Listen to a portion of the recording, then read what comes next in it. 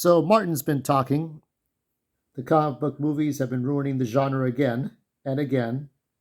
I can recall when I was a kid, because I was a kid once, and there used to be comic book serials: Flash Gordon, Buck Rogers, Superman, Batman, Captain Marvel, uh, Dick Tracy, all that cool stuff. And it was like every episode, it's like watching TV shows. Before there was television and you had radio, but then you go into the movie theaters and you pay a couple of coins and you'd go and see one of these kinds of things. And you tune in every week, just like your favorite TV show. Tune in next week, right? But you had to go to the movie theaters. You had to get off your lazy ass. So, one example of this. And I have these on VHS. I don't have it on DVD. If we didn't have the comic books, we'd have the video games. And if we didn't have the video games, you would definitely have the slasher films, or you'd have the Star Wars. And if you didn't have the Star Wars, you could have the police dramas, right? Something that reflects a little bit of real life. But they have these common denominators, all these movies. What is it George would say? Faster, more intense, faster, more intense, faster, more intense. Most of us would probably just tune to some interesting nonfiction like Unsolved Mysteries or The Twilight Zone. I mean, we have to be constantly stimulated by something. I mean, it is possible to like Scorsese movies and Marvel movies at the same exact time. Not impossible. You know what I mean? But let us go back to the MCU. Now, I think Disney, in more ways than one, wanted Brie Larson, wanted Captain Marvel to lead the way for future movies. I mean, it was like Endgame was like an advertisement for her to suddenly be there. Shoehorned her in there. Like all along she was there. When really there were no clues, no hints, no cameos, no stand-ins, no body doubles to say there was a Captain Marvel here or there. And, you know, you had Nick Fury. You could say Nick Fury was there to connect the dots, but Nick Fury, the thing is that I never felt, you have to understand that Samuel L. Jackson as Nick Fury is based on the Ultimate Marvel comics. So, you know, Mark Miller and the artists would illustrate them in there. Okay, Andy Kubert. But I feel like he's more Lawrence Fishburne than Samuel L. Jackson. I know that was the intention for it to be Sam, but I feel like Lawrence Fishburne kind of has the deeper tone and the feeling of being that guy that makes the hard choices, right? So if you look at Lawrence Fishburne's performances as being the authority figure, it works better than Samuel L. Jackson. It just does. Even though, yes, he does and looks like the Nick Fury from the comic books in the 2000s, early 2000s. But, you know, like I said, I don't, after Endgame and after the Marvels, it's not going to really happen. People aren't going to go for this. Now, we think of characters to fill the void of leaderships. There are so many. I mean, look, Iron Man's dead, right? You know, Captain America is dead. No Black Widow. And I don't think Mark Ruffalo would carry on as the Hulk to lead, or Thor. So I think back to Spider-Man. And there's still like this sort of, it's kind of like when the King of England would have to share power. Well, I think it's kind of true in a way. King Charles has to share the attention with the Pope, but the King of England in the olden days would have to share government powers with the Pope and the Catholic Church.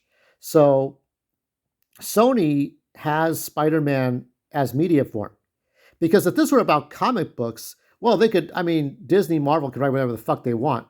But we're talking about media. That means video games, that means mobile games, that means TV shows and movies. So now Sony has that custodian. They're the custodians of all that, right?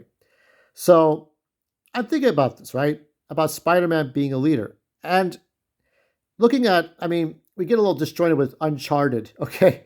Not a great movie, in which they try to put Tom into that sort of 40-year-old guy role.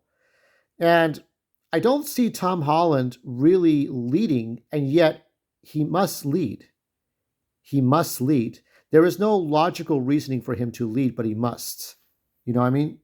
Now, Disney could have the woke agenda to say, because of what Anthony Mackie is a black man, that if he's the new Captain America, he could lead. And in a lot of ways, that's true. He does have, he's an older person. He's in his 40s, I believe, like me. So, sure, he could lead the Avengers, the X-Men, the Fantastic Four. It could be Falcon. We call him Captain Falcon, like Falcon Punch, Falcon Punch. But Spider-Man ought to do it. I don't see how in any situation, when you look at how much money and how the attendance, all you have to do is go back to the attendance for those ticket sales, the attendance for Spider-Man No Way Home, and you compare that against other like Doctor Strange or Ant-Man Quantumania or Marvels, not counting TV shows. Uh, and Reed Richards, even though he could make a good leader, he's not forged yet in the MCU. Um, Logan, but I think Wolverine has had his time, and I think it's time for somebody else to really be the leader. When you think of a leader, you think of Iron Man, you think of Captain America, but now they're gone.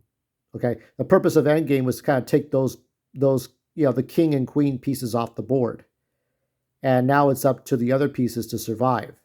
But there's always that one. So Spider-Man ought to be the one. If Spider-Man, I don't care what it has to be. Yeah, it's either a matter of Sony and Disney really coming up with something. And Kevin Feige isn't really helping here. I don't know what he's supposed to be doing here. I think he's got some woke agendas. I I see a lot of reactionaries. I don't care about race swapping or anything because the original Sam Wilson was actually white, but they changed it to black because that did happen in the comic books, just like with Nick Fury. That doesn't bother me. It's the fact that who would you go to the movie theaters to see? Now, you could argue with Miles Morales, but he's still a cartoon character. He's still kind of a slight stop motion a cartoon character, and either they establish him in live action for the third movie to somehow as an agenda to get him to lead or not. But Spider-Man has to lead the Avengers in the Secret Wars if this is to work. Okay?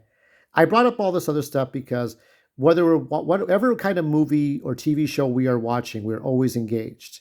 So I know the MCU is kind of a roller coaster thing, but I do think that under the right circumstances, you could have a very good Spider-Man leader.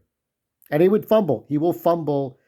But I think if you give the right kind of script, Tom Holland, a movie about Tom Holland learning to be the leader of the Avengers, and something would happen to Nick Fury, and Nick Fury would ask Spider-Man for help, not to take over as director, but to take leadership skills. Kind of be a figurehead, because Nick Fury would do most of the thinking and planning, and Spider-Man would go along with it and lead the group, sort of be that second in command, but mostly like he is the figurehead too. So that's how it has to work. Otherwise, there's don't even bother making any more MCU movies. This is what it has to be. Spider-Man leading the Avengers, period. Enough said.